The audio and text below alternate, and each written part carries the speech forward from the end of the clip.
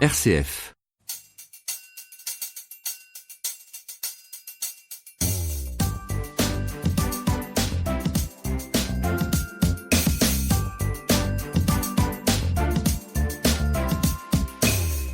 Bonjour à tous, c'est un débat qui revient régulièrement dans l'actualité à la faveur de l'installation d'une nouvelle antenne relais ou de l'évocation de nouvelles normes sanitaires. Est-ce que les ondes émises par nos portables, nos smartphones, nos réseaux Wi-Fi sont dangereuses pour notre santé? Des simples maux de tête jusqu'au risque de cancer en passant par les troubles auditifs ou des pertes de mémoire. Quantité de pathologies sont aujourd'hui attribuées aux ondes électromagnétiques dans l'inconscient collectif sans pour autant que des arguments clairs et étayés puissent être vraiment fournis aux consommateurs. Alors ce matin sur RCF, on va prendre le temps de faire le point sur les ondes émises par nos téléphones et sur leurs véritables risques. Quelle est exactement la nature de ces ondes? En quoi peuvent-elles être dangereuses pour la santé? Quelles sont actuellement les normes et comment sont-elles appliquées? Les principes de précaution à observer comme l'utilisation du kit main libre sont-ils vraiment efficaces? Eh bien c'est ce qu'on va voir jusqu'à 11h avec notre invité. Vos questions, vos réactions, on les attend au standard de RCF au 04 72 38 20 23. Si vous êtes en Belgique, vous composez le 081 407 112. Vous nous rejoignez également par courriel, comme tous les matins, à votre service @rcf.fr et puis vous tweetez bien sûr avec le hashtag RCF Service. À votre service, Olivier Tonnelier. Et notre invité jusqu'à 11h, c'est vous, Samuel Demelmester. Bonjour. Bonjour Olivier. Merci de nous accompagner ce matin pendant 1 heure. Vous êtes le rédacteur en chef du magazine Canard PC, magazine consacré aux jeux vidéo et puis de façon plus large à l'informatique et aux nouvelles technologies. On retrouve votre site internet sur www.canardpc.com. Alors, c'est jamais un débat qu'il est facile d'aborder de façon sereine parce qu'on a l'impression que la peur de l'inconnu engendre toujours des positions extrêmement radicales. Est-ce que c'est un constat d'abord que vous partagez avec moi que cette question est extrêmement sensible ? Alors c'est très difficile de débattre sur les ondes électromagnétiques parce que d'un côté on a les autorités et les éminences scientifiques qui ont du mal à s'exprimer, qui ne veulent surtout pas faire d'erreurs, qui sont toujours dans la retenue au risque de créer un climat anxiogène qui en plus est démultiplié par des associations anti-ondes qui cherchent toujours à en faire peut-être trop sur le sujet, quitte à créer des peurs qui sont pas forcément justifiées. Voilà, donc c'est pour ça qu'on va essayer ce matin, justement, comme je disais tout à l'heure, de sombrer ni justement dans l'optimisme béat, ni dans la paranoïa. On va essayer de bien prendre les questions les unes après les autres. Alors, on va commencer justement par poser vraiment les bases du débat. On va parler ce matin de différentes ondes. J'ai cité les ondes des smartphones, les ondes Wi-Fi. Il y a aussi maintenant les nouveaux compteurs électriques aussi qui font parler d'eux. Toutes ces ondes, ce ne sont pas les mêmes, j'imagine. Alors, les champs électromagnétiques, c'est un sujet extrêmement vaste. Le champ électromagnétique, en fait, c'est la représentation de l'influence de particules électriques sur leur environnement et à distance. Oui. Les champs électromagnétiques, ils sont extrêmement vastes. Ils vont de champs électromagnétiques statiques, c'est-à-dire qui ne varient pas au cours du temps. C'est par exemple le cas du champ magnétique terrestre ou d'une pile électrique, à des champs électromagnétiques qui varient extrêmement rapidement au cours du temps, de l'ordre de centaines, de milliers, de milliards de fois par seconde, comme par exemple la lumière. La lumière est un champ électromagnétique qui varie au cours du temps et qui est similaire à d'autres champs électromagnétiques dans toutes ces caractéristiques. D'accord. Les champs électromagnétiques, ce qu'il faut tout de suite savoir, c'est qu'ils sont de plusieurs sources. Il y a énormément de sources naturelles au champ électromagnétique. On baigne dedans depuis la nuit des temps, oui. Et ils sont même indispensables à la vie. On a, comme je vous disais, le champ électromagnétique terrestre. On a, quand il y a de l'orage, vous avez des éclairs. Les éclairs, c'est la manifestation d'un champ électromagnétique extrêmement puissant. Donc on n'a pas attendu les smartphones et le Wi-Fi pour être entouré par ces champs électromagnétiques. Ah, pas du tout, puisque la lumière, justement, est elle aussi un champ électromagnétique qui est indispensable à la vie. Et même notre corps humain génère des champs électromagnétiques. Quand vous allez faire un électrocardiogramme chez votre cardiologue, vous visualisez le champ électromagnétique émis par votre cœur. Même chose pour le cerveau avec l'électroencéphalogramme. Tous ces champs-là sont naturels et existent depuis toujours. Alors pourquoi est-ce que les ondes des portables et des Wi-Fi font parler? Parce que c'est des champs qui sont plus puissants a priori que les champs naturels qu'on vient d'évoquer? Alors, tout est question de dose et de distance. Les champs électromagnétiques émis par les antennes relais ou par d'autres sources sont surtout artificielles. C'est-à-dire qu'on n'influe pas dessus, elles sont créées par l'homme. Et pourquoi elles font peur? C'est une bonne question. C'est un vaste sujet. Il y a énormément c'est multifactoriel en fait. Oui. On peut dire que il y a tout d'abord la peur du progrès, dans le sens où depuis le début de l'ère industrielle, on constate que toute nouvelle technologie crée des craintes chez une certaine partie de la population. C'est le cas depuis les chemins de fer, où on pensait au départ que l'âme ne pourrait pas suivre le corps aux vitesses du train, ou que la pression de l'air ferait que les poumons allaient exploser au 19e siècle.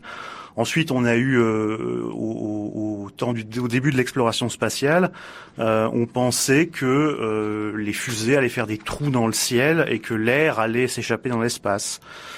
Plus récemment, dans le début des années 80 et des fours à micro-ondes, on pensait que le rayonnement on allait irradier les aliments et qu'ils allaient devenir radioactifs. Ce qui a duré quand même jusqu'au début des années 90. Donc c'est la crainte du progrès a une part de responsabilité dans la peur des ondes actuelles, mais c'est pas la seule. Oui. On a aussi, à mon sens, un gros problème au niveau des autorités, tant sanitaires que politiques, qui soufflent parfois le chaud et le froid sur le sujet.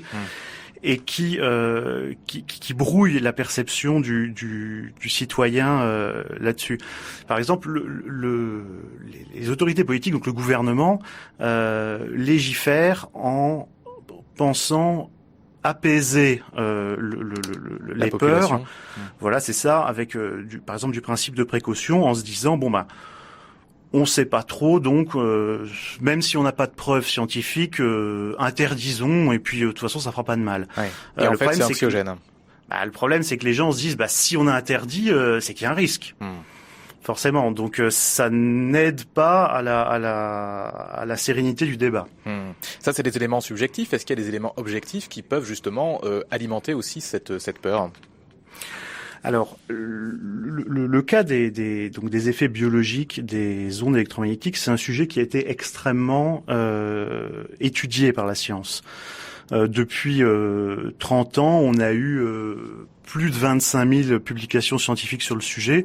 Donc, on en sait plus sur les rayonnements électroniques que sur n'importe quel produit chimique aujourd'hui. D'accord.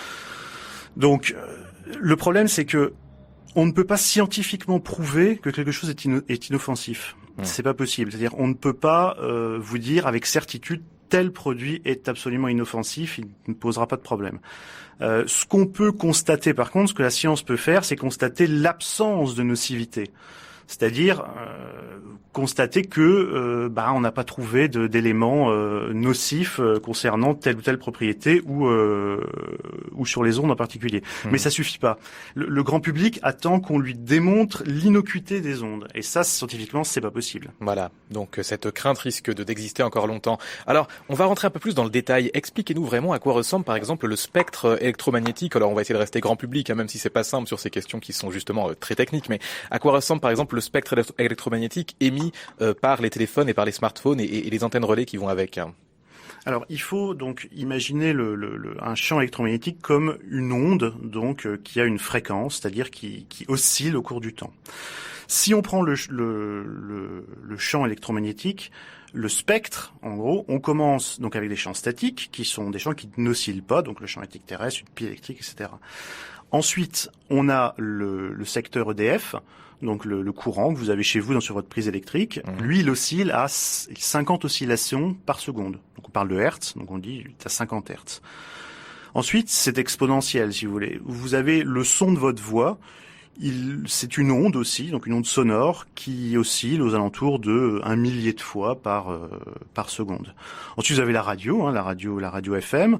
Là, on est donc dans la centaine de mégahertz. Donc là, on parle de millions d'oscillations par seconde. Les ondes du téléphone portable, du Wi-Fi ou d'un four à micro-ondes sont aux alentours du milliard d'oscillations par seconde. Mmh. Ensuite, la lumière, on est à 1000 milliards d'oscillations par seconde. Et on arrive à un moment à un seuil qui s'appelle le seuil d'ionisation, qui est à 1 million de milliards de fois par seconde. C'est extrêmement rapide, c'est des fréquences qu'on peut difficilement imaginer. Oui. Mais il faut savoir que l'énergie contenue dans les particules d'un champ électromagnétique est fonction de la fréquence. Mmh. C'est-à-dire, de plus la fréquence est élevée, de plus les particules qui constituent le champ électromagnétique embarquent de l'énergie, contiennent beaucoup d'énergie. D'accord. Alors, dans les champs électromagnétiques, on peut en gros les séparer en deux. On a le rayonnement ionisant, dit ionisant, et le rayonnement non ionisant. Alors, je vais expliquer un peu plus en détail parce que c'est un barbarisme pas évident. La lumière visible, elle constitue la limite. C'est-à-dire qu'à partir des ultraviolets, les particules ont suffisamment d'énergie pour ioniser. Alors, je explique ce que c'est. Les particules de haute énergie, elles peuvent rompre les liaisons chimiques des molécules à partir des ultraviolets et au-delà. En brisant les liaisons chimiques des molécules, elles peuvent altérer la matière. Et donc, si elles altèrent les brins d'ADN qui constituent nos cellules, eh ben, ça peut créer une mutation et créer un cancer. Alors, ces rayonnements ionisants sont des particules donc de très haute énergie qui incluent les rayons ultraviolets du soleil, les rayons X quand vous allez faire une radio, les rayons gamma des réactions nucléaires. Et tout ça, ça entraîne, donc ça peut altérer la matière. Alors évidemment, la dose fait le poison aussi. Donc il faut quand même une dose suffisamment importante. Si vous allez faire une radio, vous risquez pas de développer un cancer. Si par contre vous en faites 100 par jour, là il commence vraiment à y avoir un problème. Donc ça c'est pour les rayonnements ionisants, de très haute énergie et de haute fréquence. Ensuite on a les rayonnements non ionisants, donc tous ceux dont les particules n'ont pas assez d'énergie pour altérer la matière. Et donc c'est le cas des ondes de téléphonie mobile qui sont donc environ 1 million de fois, dont la fréquence est 1 million de fois inférieure à celle du seuil ionisant, et qui elles ne peuvent pas directement endommager la matière. D'accord, mais je sens qu'il y a un mais parce que vous avez dit directement, donc ça veut dire qu'elles peuvent quand même le faire d'une autre façon ? On peut, donc ça c'est l'impact direct des rayonnements sur la matière. Ensuite, il y a d'autres effets. On a principalement l'effet thermique, c'est-à-dire, prenons par exemple un four à micro-ondes. Un four à micro-ondes, donc on est aux alentours du gigahertz, comme les ondes de téléphone portable, et le champ électromagnétique, les particules du champ électromagnétique ne peuvent pas dégrader la matière, ne peuvent pas altérer la matière. Par contre, ils peuvent la réchauffer. Avec énormément de puissance, en fait, on provoque l'oscillation des molécules d'eau qui sont contenues dans les aliments. En quelque sorte, elles se frottent les unes aux autres, ça crée un échauffement, et donc ça crée un échauffement général de tout ce que vous mettez dedans. Ça, c'est l'effet thermique. L'effet thermique, il provoque l'échauffement de la matière, et donc, évidemment, si l'échauffement est trop important, vous vous brûlez. C'est valable aussi pour une ampoule électrique. Elle émet un rayonnement électromagnétique, mais si vous la touchez, vous risquez de vous brûler assez vite. Ensuite, pour les champs magnétiques, alors par exemple les lignes haute tension, on peut avoir un courant induit, c'est-à-dire que vous êtes traversé par un champ magnétique assez fort, ça génère un courant électrique dans votre corps qui vous traverse. Maintenant, concernant les champs, le courant induit par les champs magnétiques, c'est extrêmement faible, donc c'est négligeable.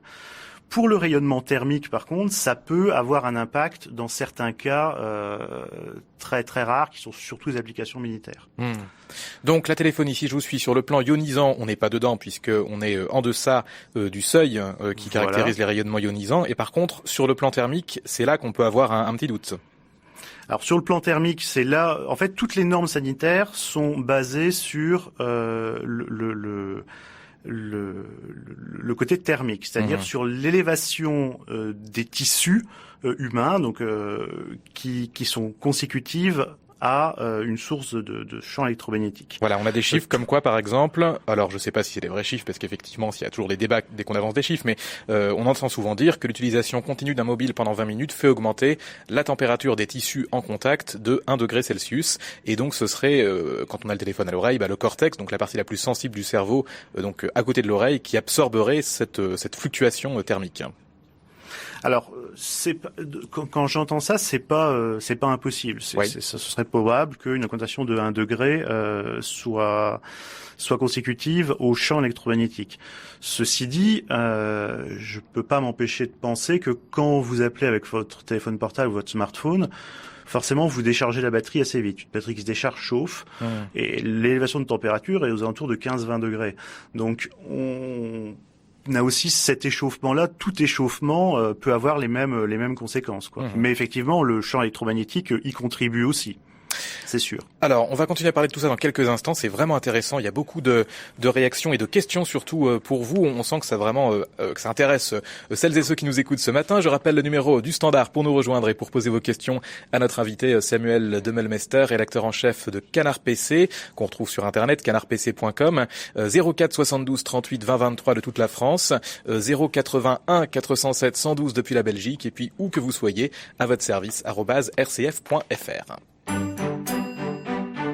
À votre service, 04 72 38 20 23. Voilà, on continue à parler de tout ça dans quelques instants. Juste après quelques notes de musique, on accueillera les premières questions. Il y a beaucoup de choses qui arrivent sur les normes, sur les kits main libres. Voilà, beaucoup de questions qui sont dans l'air. On se retrouve dans quelques instants pour y apporter les éléments de réponse dont on dispose à l'heure actuelle. Ce sera juste après Grégoire, toi plus moi. À tout de suite. Toi plus moi, c'était Grégoire à l'instant sur RCF, c'est à votre service de 10h à 11h. Comme tous les matins, on s'intéresse ce matin à une question qu'on nous a souvent posée dans des émissions précédentes justement consacrées aux nouvelles technologies, à savoir est-ce que les ondes émises par les smartphones et puis aussi par les réseaux Wi-Fi ou encore on parlera aussi des compteurs maintenant, des compteurs électriques nouvelle génération qui sont aussi incriminés, eh bien est-ce que tout ça est vraiment dangereux pour notre santé? Et avec nous ce matin jusqu'à 11h, Samuel Demmelmester, rédacteur en chef du magazine Canard PC, spécialisé dans les jeux vidéo et puis dans les nouvelles technologies et l'informatique.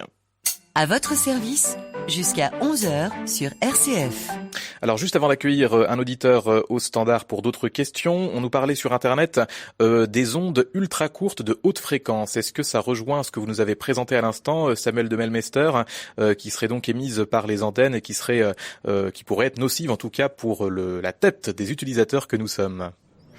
Alors, les ondes ultra courtes de haute fréquence, c'est un peu compliqué comme terme, mais effectivement, c'est les champs RF, donc radiofréquence, incluent des ondes de la radio FM jusqu'à bien au-delà de la téléphonie mobile. Ouais. D'accord. Donc c'est pas quelque chose de plus dangereux que ça, c'est ce que vous nous dites? Non. Non. Très bien. Alors, au standard avec nous, c'est Jean-Pierre qui est à Cluny. Bonjour à vous, Jean-Pierre. Bonjour à tous. Bonjour. Bonjour. Voilà, j'organisais avec mon association, il y a déjà presque 20 ans, une conférence avec Jean-Marie Danze. Jean-Marie Danze, nos intervenants doivent le connaître, c'est un expert neutre qui n'est pas rémunéré par les sociétés téléphoniques. Et celui-ci nous a dit très rapidement en début de conférence, ceux qui doivent partir pour aller récupérer leurs enfants, etc., vous pouvez partir tout de suite. En gros, je vais passer 1h30 à vous expliquer qu'il faut jeter tout de suite vos téléphones portables. Bon, ça c'était il y a 20 ans, ça n'a pas beaucoup bougé, les gens continuent à acheter, à utiliser ça. Pour ma part, je n'ai ni téléphone portable, ni ordinateur, ni télévision. Et je vis très bien, il me semble. Ce qui me nave, c'est que le principe de précaution n'est absolument pas appliqué. Vous êtes obligé de subir ces ondes où que vous alliez. Dans un train, obligatoire les ondes. Le Wi-Fi, je crois que c'est masculin. À l'hôtel, obligé de le subir. À la plage, les conversations des gens. À l'église, au théâtre, partout, ça sonne. Vous recevez des ondes, vous ne pouvez pas y échapper. Voilà, déjà ça c'est absolument pas démocratique, on ne respecte pas votre liberté, on vous impose des ondes dans votre vie de tous les jours. Et c'est absolument scandaleux. Vous faites partie d'une association, Jean-Pierre, vous avez dit ? Cette association s'appelait Groupe Santé Annecy. C'était en 97. J'habite ailleurs maintenant. Et je ne suis plus dans cette association. Mais c'était surtout pour vous dire qu'il y a 20 ans, des gens vous expliquaient déjà que c'était dangereux. Et on continue. Et le principe de précaution n'a pas été appliqué. Et on ne nous a pas prouvé que ce n'était pas nocif. Et il faut absolument faire quelque chose. Vous êtes obligé de subir tout ça, ces conversations stupides, ces conversations d'affaires. Alors ça, c'est un autre problème pour le coup, subir des conversations. Là, on va essayer de rester sur la question des ondes en elle-même. Ce que vous disiez à Catherine au standard, c'est que les normes en France, par exemple, sont plus souples que dans d'autres pays comme l'Allemagne. Alors, c'est pour moi, là... Je suis toujours à l'antenne ? Oui, toujours, bien sûr. Ah bon, d'accord. Mais effectivement, l'Autriche, la Russie ont des normes en termes de portables qui sont, paraît-il, très inférieures aux nôtres. Enfin, en tout cas, beaucoup moins nocives. Et alors, nos experts vont nous confirmer cela ou nous l'infirmer. Mais surtout, moi, ce qui me gêne le plus, c'est que dans la vie de tous les jours, nous sommes obligés de subir les ondes et évidemment ce qui va avec, les conversations, etc. Merci beaucoup, merci Jean-Pierre pour ce point de vue. Alors voilà, c'est aussi le point de vue qu'on entend beaucoup justement chez les associations dont on parlait aussi en début d'émission. Qu'est-ce que vous pensez de tout ça, Samuel de Melmester ? Alors, concernant le problématique et son ancienneté, on va dire. Effectivement, il y a 20 ans, on parlait déjà de ces sujets-là. Depuis 20 ans, le marché de la téléphonie mobile a explosé de manière énorme. Aujourd'hui, on a plus de 7 milliards de téléphones portables dans le monde. Donc, il y a 20 ans, effectivement, on avait déjà des gens qui nous prédisaient une catastrophe sanitaire et une explosion du nombre de cancers. Aujourd'hui, on est 20 ans plus tard, on a 7 milliards de téléphones sur la planète, donc avec tout le monde quasiment qui en utilise un. On ne constate pas d'évolution significative du nombre de cancers ou du nombre de maladies liées. Donc on peut se dire que effectivement avec 20 ans de recul, s'il y a un danger, il est peut-être extrêmement faible.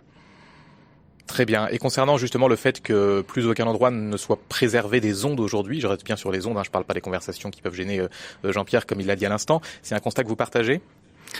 Bah ça c'est vrai, mais c'est pas spécialement nouveau. Si vous voulez, donc maintenant c'est un peu tombé en désuétude. Mais avant on avait la radio en ondes courtes avec d'énormes émetteurs de plusieurs milliers de kilowatts qui sont donc à peu près au milieu de la France et qui ont une portée de plusieurs milliers de kilomètres. Donc ces émetteurs-là sont là depuis les années 30, ils sont encore plus puissants depuis les années 50 ou 60 et font baigner déjà toute la population dans un champ électromagnétique, tout comme la télévision. C'est le même problème. Les antennes de téléphonie mobile ne font que rajouter un peu au brouillard ambiant électromagnétique dans lequel on baigne. Ouais. Et alors concernant les normes, parce qu'on a aussi beaucoup de questions là-dessus, évidemment vous vous en doutez, qui arrivent notamment dans les courriels. Jean-Pierre vient de nous dire, voilà, en France, on a quand même des normes qui sont vraiment très souples par rapport à d'autres pays, l'Autriche, l'Allemagne. Est-ce que c'est vrai ça au niveau justement de la législation ? Alors, c'est très intéressant comme question. Les normes que nous avons en France, elles sont reconnues au point de vue international comme étant. Les États-Unis ont des normes qui sont pas très différentes. Tous les grands pays ont des normes qui sont dans le même établies de la même façon. On va dire. Oui. Par contre, effectivement, on a des pays comme l'Autriche, effectivement, qui ont des limitations de champ électromagnétique extrêmement plus contraignantes que les nôtres. Alors, il faut savoir d'où elles proviennent et comment elles ont été élaborées. Donc, comme je vous le disais tout à l'heure, c'est en gros le politique, donc les députés, qui ont écouté les craintes de leurs concitoyens, les craintes légitimes, et qui ont poser ces limitations très strictes, mais sans lien avec des preuves scientifiques. Alors, on parle de l'Autriche, mais on pourrait aussi appliquer le même raisonnement en France. C'est-à-dire qu'en France, vous avez le Wi-Fi est interdit dans les crèches depuis la loi Abeille qui doit dater de l'année dernière. On est quasiment le seul pays à avoir interdit le Wi-Fi dans les crèches. Alors, pourquoi est-ce que les députés ont voté cette loi-là ? C'est intéressant de se poser la question parce que d'un point de vue scientifique, il y a aucune preuve, aucune évidence de nocivité, comme quoi le Wi-Fi serait plus dangereux pour les enfants, voire serait dangereux tout court, sachant qu'on a tout un tas d'appareils, comme par exemple les téléphones sans fil, pas les téléphones mobiles, mais les téléphones fixes sans fil, qui émettent beaucoup plus d'ondes, 20 fois plus d'ondes que les bornes Wi-Fi, et qui eux sont pas interdits dans les crèches. Donc c'est étrange, effectivement, un pays étranger qui étudierait la situation de la France et se dirait mais en France ils ont des normes très strictes sur le Wi-Fi dans les crèches, alors pourquoi est-ce qu'on fait pas la même chose? Donc on est dans le principe de précaution, encore une fois, c'est ce qu'on voit finalement. Oui, mais très sélectif, c'est-à-dire on s'est focalisé sur le Wi-Fi dans les crèches, mais pas sur, je vous dis, les téléphones sans fil ou d'autres technologies sans fil. Et ben voilà, on remercie en tout cas Jean-Pierre pour son appel ce matin. Posez vos questions et réagissez sur Twitter avec le hashtag RCF Service. Alors on va prendre une nouvelle question en ligne, c'est André qui nous écoute à Bruxelles, qui voulait revenir sur les explications qu'on a données en début d'émission sur justement la formation de ces champs électromagnétiques. André, bonjour. André de Bruxelles, est-ce que vous êtes là? Une fois, deux fois, trois fois? Non, André n'est pas là. Alors, écoutez, est-ce qu'on peut accueillir Marie par exemple qui nous écoute près de Carcassonne? Marie, bonjour. Oui, bonjour. Je vous remercie pour cette émission qui est vraiment très intéressante, comme toutes les autres d'ailleurs chaque jour. Et là, je voulais poser une question parce que dans ma maison, sur le mur du couloir, il y a les compteurs avec les compteurs électriques avec des tas de branchements. Et ça se trouve sur le mur. Derrière, j'ai ma chambre avec le lit contre le mur. Alors, et je voulais savoir si c'était, si ça pouvait avoir une incidence parce que j'ai des maux de tête tout le temps, des migraines, etc. Et en plus, ma fille aurait voulu que je fasse installer la Wi-Fi. Et moi, j'ai l'impression que c'est peut-être trop à la fin. Alors, c'est très intéressant, Marie. Merci beaucoup de cette question parce que effectivement, c'est ce qu'on se disait en préparant l'émission, Samuel de Melmester. Il y a justement cette problématique des nouveaux compteurs qui flottent en ce moment dans l'actualité. Alors, expliquez-nous ce qui se passe avec ces compteurs. Alors, la question de votre auditrice ne concerne pas les nouveaux compteurs Linky et leur communication. Elle parle des champs électriques liés du secteur EDF, donc du courant normal. Mieux compris que moi. ouais, qui est effectivement la principale source de rayonnement électromagnétique dans une habitation, de très loin. Alors, on peut répondre là-dessus déjà? Il y a un danger par rapport à ça? Alors, aujourd'hui, on n'a pas de danger prouvé, c'est-à-dire on n'a pas de preuve de nocivité de ces champs. Tous les médecins que j'ai rencontrés, donc qui ont plein de cas comme votre auditrice, me disent dans la mesure du possible, si vous avez des maux de tête, si vous avez des symptômes, allez consulter. Ne vous mettez pas en tête que ça peut être un champ électromagnétique, ça peut être quoi que ce soit. Il vous faut un avis médical. Et ça, c'est quelque chose qu'il faut faire passer. C'est-à-dire que si vous avez des symptômes et qui nuisent à votre qualité de vie, il faut absolument aller consulter, demander l'avis d'un médecin. Alors sur les nouveaux compteurs, expliquez-moi ce qui se passe parce qu'apparemment il y a aussi une petite polémique à ce niveau-là. Alors les nouveaux compteurs, effectivement, on a préparé un gros dossier dans notre prochain numéro qui sera à la fin de la semaine. Donc ce sont les compteurs Linky de RDF qui sont entrés en cours d'installation et qui seront donc installés d'ici 2020 chez tout le monde, donc dans 35 millions de foyers. Voilà, il y a beaucoup de gens qui les ont déjà chez eux, c'est les compteurs verts qu'on a depuis peu de temps, Il y en a 300 000 pour le moment, donc on est encore au tout début de la phase de déploiement. D'accord. Ces compteurs, en fait, ils communiquent avec RDF, donc avec un central qui sera au coin de la rue, par du CPL. Alors, du CPL, c'est du courant porteur en ligne, c'est-à-dire en quelque sorte, ça se sert du réseau électrique standard pour transférer des données, communiquer vos relevés de température, d'électricité, de consommation, à distance, histoire que le technicien n'ait plus à venir chez vous, par exemple. Et donc, ce qu'on a vu arriver comme polémique, c'est qu'effectivement, cette communication-là, comme toute communication dans un câble électrique, rayonne effectivement une infime partie sous forme de champ électromagnétique. Et que ce rayonnement pourrait effectivement poser des problèmes sanitaires, etc., comme sur les ondes.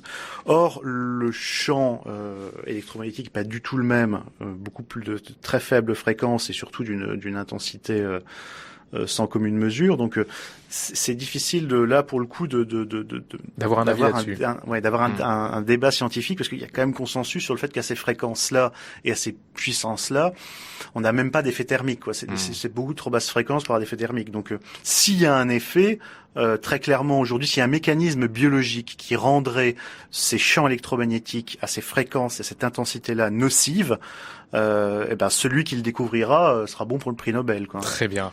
Bon, alors on va se retrouver dans quelques instants avec vous, Samuel de Melmester, pour continuer à répondre aux questions de celles et ceux qui nous écoutent sur les effets de toutes ces ondes avec lesquelles on cohabite sur notre santé. 04 72 38 20 23 de toute la France, 081 407 112 si vous êtes en Belgique, et puis où que vous soyez, à votre service @rcf.fr. À tout de suite. À votre service revient dans 1 minute. L'échappée belle en musique, c'est votre rendez-vous quotidien consacré à la musique classique. Dès 14h, c'est toute une équipe de mélomanes passionnés qui vous permet de vous immerger au cœur de l'univers des plus grands compositeurs et des meilleures nouveautés. L'échappée belle en musique, pour un début d'après-midi classique, du lundi au vendredi sur RCF. Vous faites des achats sur Internet ? Savez-vous que grâce à vos achats en ligne, et sans que cela vous coûte plus cher, vous pouvez soutenir RCF ? Avant de réaliser un achat sur Internet, connectez-vous sur j'aidemonassociation.fr. Choisissez RCF dans la liste et ensuite passez votre commande sur votre site marchand habituel. C'est tout simple, c'est gratuit et nous vous disons d'avance merci. Alors avant de commander en ligne, n'oubliez pas www.j'aidemonassociation.fr. À votre service, continue jusqu'à 11h. À votre service, on s'intéresse ce matin aux ondes de nos smartphones, de nos réseaux Wi-Fi et puis aussi de nos compteurs électriques. On vient de le voir à l'instant, les nouveaux compteurs en tout cas qui ont été installés récemment par ERDF. Est-ce que tout ça est vraiment dangereux pour notre santé ? On fait le point ce matin depuis 10h avec notre invité, Samuel de Melmester, qui est rédacteur en chef du magazine Canard PC qu'on retrouve sur le site www.canardpc.com, magazine spécialisé justement dans l'informatique, les jeux vidéo et les nouvelles technologies. Et donc voilà, le prochain numéro de Canard PC sera précisément, entre autres, consacré à cette question des nouveaux compteurs. Alors on a 2 questions intéressantes posées sur Internet par Brigitte. Elle nous dit premièrement, est-ce que vous pouvez nous rappeler la différence qui existe entre les ondes émises par la téléphonie et par les réseaux Wi-Fi ? C'est vrai qu'on l'a peut-être pas assez distingué en début d'émission. Et puis cette deuxième question, alors ça porte apparemment sur une norme, ça revient beaucoup dans les messages qu'on a ce matin, du 0,6 volts par mètre. Il y a un M, je pense que c'est mètre. Voilà, c'est les 2 questions de Brigitte auxquelles je vous laisse répondre, Samuel de Melmester. Alors, attendez, vous pouvez me rappeler la première question ? La différence entre téléphonie et Wi-Fi au niveau de la nature des ondes ? Donc il y en a pas. En fait, c'est assez simple. C'est les deux. Donc que ce soit le Wi-Fi ou la téléphonie mobile, c'est une fréquence de 2,4 GHz, donc avec des paramètres de modulation et de polarité qui sont très similaires. Alors il y a quand même une différence, c'est la puissance, puisqu'effectivement votre téléphone portable doit communiquer avec une borne qui est assez loin, et voilà, alors que votre antenne Wi-Fi doit communiquer avec une borne qui est chez vous. Donc la puissance maximum d'émission d'une borne Wi-Fi, elle est de 0,1 watts. Et celle d'un téléphone portable est 2 watts. Donc effectivement, une borne Wi-Fi, sa puissance maximum d'émission est 20 fois inférieure à celle d'un téléphone portable. Alors concernant cette norme, donc 0,6 volts par mètre, ça vous parle ? Alors oui, les fameux 0,6 volts par mètre, c'est un peu le cheval de bataille de toutes les associations anti-ondes qui voudraient donc une limitation à 0,6 volts par mètre. Donc c'est la mesure, c'est l'intensité du champ électrique en fait, des volts par mètre. D'accord. Donc qui voudrait un abaissement à 0,6 volts par mètre du maximum permis, alors qu'aujourd'hui il est de 41 volts par mètre. Ah oui. Donc, vous voyez qu'il y a quand même un très large gap entre les deux. Ouais, voilà. Donc faut savoir d'où ils viennent ces 0,6 volts par mètre. Ils viennent d'une étude qui date de 1996, donc il y a 20 ans, qui montrait une modification de l'électroencéphalogramme lors des phases de sommeil avec un rayonnement de type téléphone portable. Cette étude-là, donc, est reprise à l'envi très largement, mais comme toute étude scientifique, c'est pas parce que vous avez une étude scientifique qui vous dit quelque chose que c'est la réalité. Ça ne devient la réalité que quand il y a un consensus scientifique et quand elle a été répliquée. Cette étude-là, donc, a été, il y a eu 2 tentatives de réplication, une par la même équipe qui l'avait faite donc 2 ans plus tard en 98, Oui. et une autre par une autre équipe indépendante en 2000. Et ça n'a pas marché. Dans les 2 cas, personne n'a réussi à répliquer les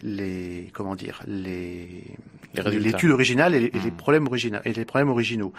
Sachant que même s'ils avaient réussi à les répliquer, les 0,6 volts par mètre correspondent à un coefficient 100 par rapport aux premiers impacts de l'étude originale. Donc, pour l'instant, les 0,6 volts par mètre sont basés sur rien, quoi.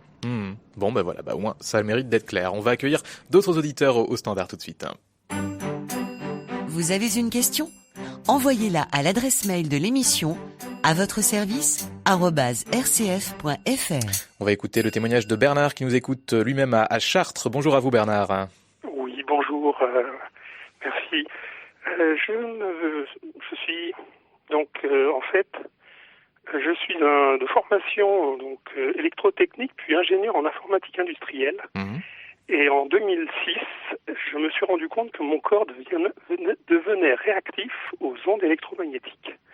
Et donc la première réflexion que je me suis fait, oulala, là je suis mal barré. C'est qu'en effet, les ondes électromagnétiques, je savais ce qu'il en était, je savais également toute l'espérance que l'on a sur ce type de technologie pour pouvoir faire des services toujours plus... Et vous avez constaté ça comment, Bernard ? Comment j'ai constaté ? Oui. Eh bien, en utilisant en fait du matériel de mon entreprise, c'était une carte Edge, l'équivalent d'une clé 3G. Et quand je l'activais, j'avais une tension sur le dessus de la tête. Quand je la désactivais, la tension disparaissait. Et c'est là où je me suis dit, oulala.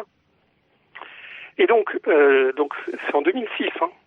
Oui. Et depuis, j'ai essayé de mieux comprendre. J'ai eu l'occasion donc de faire un certain nombre de démarches, de rencontrer un certain nombre de personnes électrosensibles, avec l'idée de me dire, dans ce qui me font part, et avec mon regard technique, est-ce que je trouve un lien ou une absence de lien avec les champs électromagnétiques, et si je trouve d'autres possibilités, que ce soit pas dû aux ondes électromagnétiques, je me suis dit, ça serait aussi une occasion pour moi de trouver une autre voie pour m'en sortir. Et au fur et à mesure, il y en a qui me posaient des interrogations, telles que le Wi-Fi. Il y en a qui arrivaient à sentir le Wi-Fi à des niveaux, mais très très faibles. Je me suis dit, pourquoi ils sentent? Et en plus, il y avait 2 réseaux Wi-Fi. Oui. Et il y en a un qu'elle ressentait encore plus fort que l'autre. Et donc, à force de creuser, on s'est rendu compte qu'il y avait vraiment une différence. Et c'est en l'occasion, justement, par le biais d'une discussion avec un ingénieur-chercheur de Supélec en hyperfréquence, donc une personne bien compétente sur ce domaine, avec qui j'ai eu l'occasion de discuter donc 1h30 à peu près. Et il nous a fait part que nous, en tant qu'électrosensibles, on a un regard temporel des ondes et pas un regard fréquentiel des ondes. C'est-à-dire qu'on a un regard, pour comprendre ce qui nous arrive, un regard totalement différent. Petite comparaison, je dirais, avec des phénomènes lumineux. Et c'est comme si on confondait la couleur de la lumière, qui est l'aspect fréquentiel, avec le côté scintillant de la lumière, qui est le côté temporel de la lumière. Donc, imaginez-vous dans une pièce éclairée par une lumière stroboscopique. On sait pertinemment qu'à certaines fréquences, il y a des gens, ça leur déclenche des crises d'épilepsie. Exactement, c'est pour ça que quand on fait un électroencéphalogramme, donc en médecine, ils utilisent donc une stimulation optique, une stimulation lumineuse plutôt, pour voir quelles sont les perturbations des ondes cérébrales à ces fréquences-là. Et la particularité du Wi-Fi, même si, comme il est dit, et ça j'en suis tout à fait d'accord avec les propos de votre interlocuteur, 20 fois moins puissant.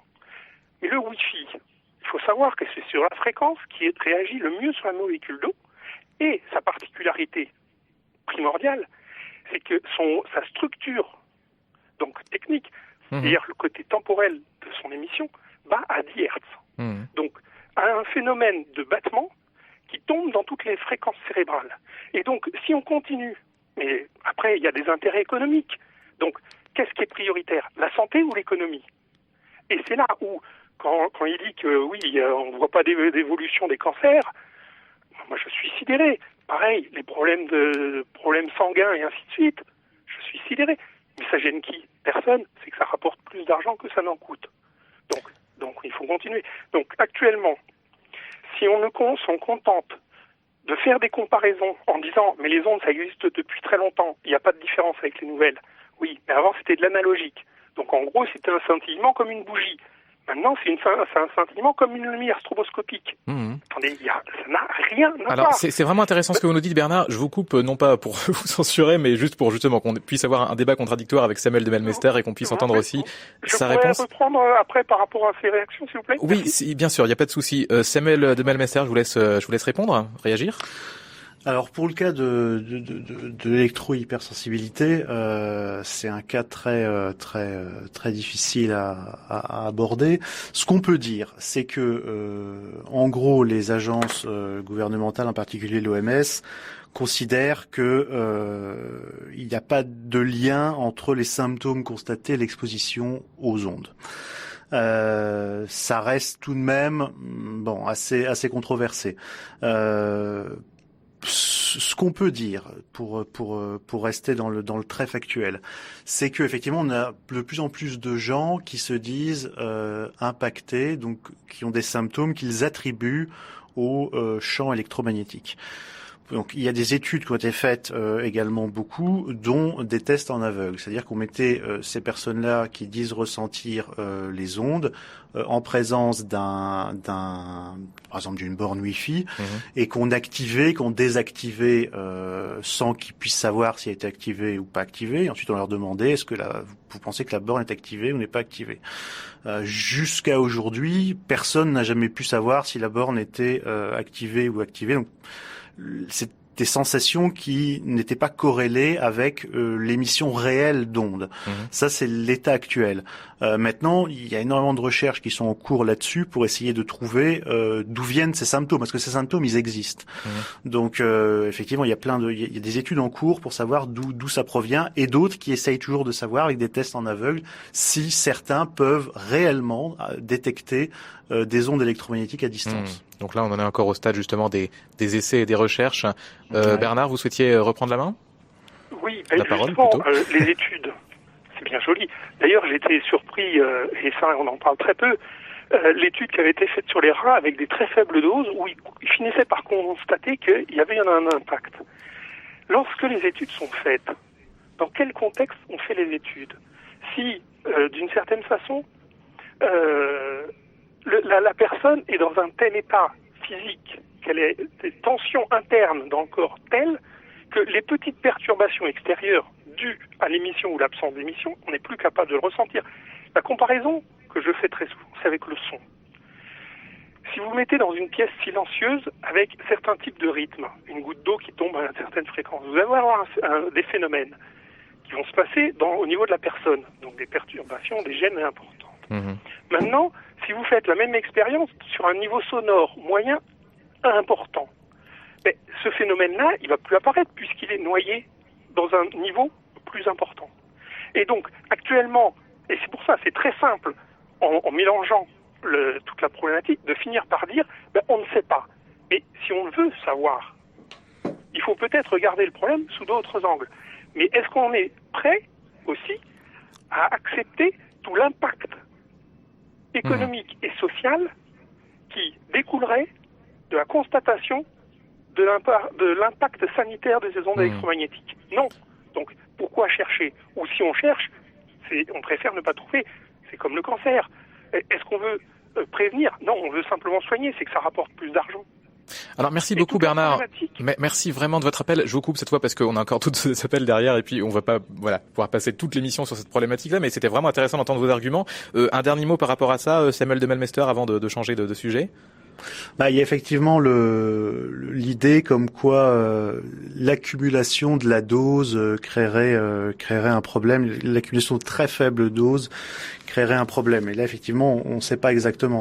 Ceci dit, je ne sais pas l'étude dont parlait l'auditeur au début sur les rats, mais si c'est l'étude Serralini, donc effectivement, c'était une étude sur les OGM qui a fait énormément de bruit dans les grands médias il y a environ 2 ans. Cette étude-là a été retirée finalement pour disons des biais méthodologiques graves. Donc ça a fait très peur sur le moment à beaucoup de gens. Il s'est avéré finalement que c'était pas forcément justifié, quoi. Bien, merci encore en tout cas à Bernard pour son appel. On va se retrouver dans quelques instants pour la dernière partie. Il y a encore des questions vraiment intéressantes qui sont posées par celles et ceux qui nous écoutent là, à la fois au standard et puis dans les courriels. On va essayer d'y répondre avec vous, Samuel de Melmester, jusqu'à 11h. 04 72 38 20 23 pour nous rejoindre, à votre service @rcf.fr.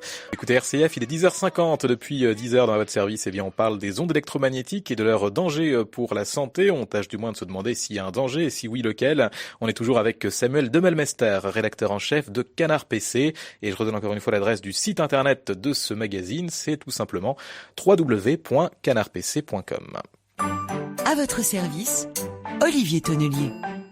Alors, on a beaucoup de questions encore très intéressantes qu'on va essayer de prendre comme ça au fil de l'eau. Justement, on va commencer par ce que nous dit Anne sur Internet.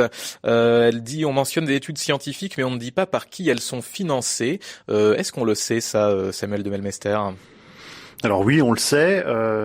Généralement, les études scientifiques, donc lors de la publication, on sait exactement par qui elles sont faites et comment elles sont financées assez facilement. Alors, il faut savoir que le problème donc des éventuels conflits d'intérêts, il existe. Ça c'est évident. Il existe d'ailleurs dans les deux cas, autant les études qui tendraient à prouver qu'il n'y a aucun problème alors qu'elles sont financées par les opérateurs de téléphonie mobile, qui n'ont effectivement aucun intérêt à ce qu'on dise qu'il y a un problème. Et à l'inverse, d'autres études qui sont faites par des militants anti-ondes et qui là effectivement montrent qu'il y a des problèmes, alors qu'ils ont tout intérêt également d'intérêt financier parce qu'ils ont des cabinets de consulting, etc. À démontrer qu'il y a des problèmes. Donc oui, une étude scientifique en elle-même ne veut pas dire grand-chose. Ce qui est important, c'est qu'elle existe, qu'elle soit répliquée par d'autres organismes, d'autres pays indépendants du premier, et ensuite qu'elle soit jugée par leurs pairs, c'est-à-dire qu'elle soit jugée par d'autres scientifiques encore, qui n'ont rien à voir avec les premiers, avec ceux qui l'ont faite. Et au bout de tout ça, quand un consensus existe, c'est-à-dire quand la majorité des scientifiques se dit, cette étude-là est digne d'intérêt, est valable parce qu'elle a été répliquée par un tel et qu'ils ont obtenu le même résultat, et que nous, une grande sommité en la matière, nous avons étudié l'étude et effectivement on juge qu'elle a été bien réalisée avec une bonne méthodologie, elle est valable. Ça c'est ce que fait l'OMS et Centre international de recherche sur le cancer, qui font des monographies, c'est-à-dire des grosses compilations de dizaines, centaines, voire milliers d'études, et en sortent une quintessence, une synthèse des connaissances scientifiques qui sont les plus qu'il faut consensus dans le monde scientifique. Voilà, parce qu'on a aussi des messages évidemment qui s'étonnent de ce que voilà. Alors par exemple, on a Alain qui dit, je suis outré d'une telle partialité. Vous n'avez pas demandé à votre invité s'il avait un conflit d'intérêts, mais étant donné sa profession, on peut supposer que oui. Alors je vais vous laisser répondre à la question, mais je précise juste que c'est une émission qu'on a vraiment préparée avec les équipes de façon justement, on s'est vraiment cassé la tête pour trouver quelqu'un qui soit ni un fabricant de téléphone portable, ni quelqu'un d'une association anti-ondes et parfois un peu anti-tout. Et voilà, c'est aussi pour ça qu'on a fait appel à vous ce matin, Samuel de Melmester. Donc vous n'avez pas d'intérêt financier à nous dire ce matin ce que vous nous dites. Alors non, j'ai pas d'intérêt financier. Moi, mes seuls revenus sont ceux de la vente du magazine que je fais auprès de mes lecteurs. J'en ai absolument pas d'autres. Et voilà. Ceci dit, je comprends, parce que le conflit d'intérêts, c'est vraiment quelque chose qu'on se jette à la tête régulièrement dans tous les cas. Tout le monde s'accuse de conflit d'intérêts à droite à gauche. Et d'ailleurs, c'est vrai que c'est pas valable pour les anti-ondes. Si les anti-ondes, personne ne publie pas leurs comptes, on ne sait pas qui les finance. C'est compliqué. Ensuite, on peut effectivement. Alors, c'est vrai que je comprends les auditeurs qui disent ça parce que c'est tout à fait légitime. Par exemple, l'OMS conclut que les données actuelles ne confirment en aucun cas l'existence d'effets sanitaires résultant d'une exposition à des champs électromagnétiques de faible intensité. Là, je vous lis ce qu'il y a sur leur site. Ouais. Donc, effectivement, l'OMS, c'est un organisme. On peut penser qu'elle est au-delà de tout soupçon. Non, c'est pas le cas parce que l'OMS elle-même, il y a eu des cas très récents, comme par exemple sur la pandémie de H1N1 où ces experts se sont fait prendre effectivement en conflit d'intérêts. Voilà. Par contre, quand on a toutes les grandes agences sanitaires de la planète. Donc c'est valable pour l'ANSES en France, c'est valable, donc je vous disais, pour l'OMS qui n'est pas non plus corrompu à tout point. Il peut y avoir des problèmes à un moment ou à un autre, mais on n'est pas non plus dans la théorie du complot où toutes les agences gouvernementales sont corrompues pour protéger le lobby des opérateurs de téléphonie mobile. Quand on regarde ce qui se passe donc sur la planète entière, il y a quasiment consensus. Le consensus est de dire que il n'y a pas de problème. On n'a pas trouvé une nocivité grave et directe. Il est toujours peut-être qu'il y en a une, il y en a peut-être une, mais si c'est le cas, elle est extrêmement faible et on n'arrive pas à la détecter actuellement. Voilà. Mais en tout cas, voilà, c'était aussi pour répondre à ces mails-là, parce que, alors vraiment, je vous jure que s'il y a vraiment une émission dans la saison, je pense qu'on a vraiment eu un débat à la rédaction pour savoir qui on invitait et qui on faisait intervenir sur ce sujet. Je pense que c'est vraiment celle d'aujourd'hui. Donc, voilà, moi, je rends aussi hommage à Melchior et aux gens qui travaillent avec moi et qui calent aussi les invités de cette émission et qui font un travail vraiment formidable. Alors, on avait des questions qui reviennent, notamment donc la consigne du kit main libre qu'on entend souvent dire. Alors, on entend des choses un peu contradictoires là-dessus. Certaines fois, on entend dire que justement on éloigne le téléphone de soi, donc il y a moins d'ondes, et d'autres fois au contraire que le câble des oreillettes qui nous relie au smartphone va servir un peu d'antenne et justement va encore plus nous exposer à ces ondes. Est-ce que vous avez justement une réponse à cette question-là ? Alors, c'est très simple. Si on prend tous les appareils émetteurs de champs électromagnétiques modernes, s'il y a un problème, si on découvre un problème un jour, ce sera très clairement pas sur l'antenne relais, pas sur la borne Wi-Fi, ce sera sur le téléphone portable. Parce que le téléphone portable, il émet à 2 watts, effectivement, et vous l'avez collé à la tête. Donc, si on trouve un problème, ce sera à ce niveau-là. Et donc, effectivement, l'idée de déporter le téléphone, de le mettre ailleurs, loin de votre tête, et de communiquer avec un kit, un kit main libre, ça peut être, c'est quelque chose que on peut recommander, oui. On peut recommander, parce que là, on est dans l'application d'un principe raisonnable de précaution. Effectivement, ne pas avoir le téléphone à proximité de la tête et utiliser un kit main libre, ça peut être très bien.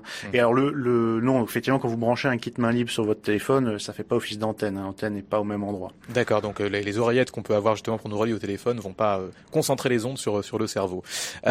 Autre question qui revient aussi pas mal ce matin. Alors on nous parle d'un indice DAS que justement qu'on conseille au public de prendre plutôt faible sur les téléphones qu'on achète. Qu'est-ce que c'est que cet indice DAS et est-ce que ça a vraiment justement une valeur ?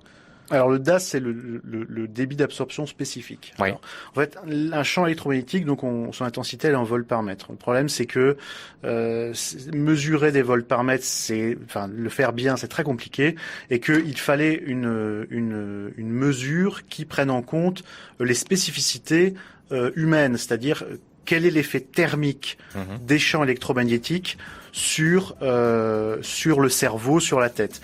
Et donc pour ce cas-là bien précis, on a créé le DAS, donc qui correspond à l'influence des champs électromagnétiques sur les tissus humains et donc sur la tête. Et donc effectivement, en Europe, le maximum c'est 2 watts par kilo. Oui.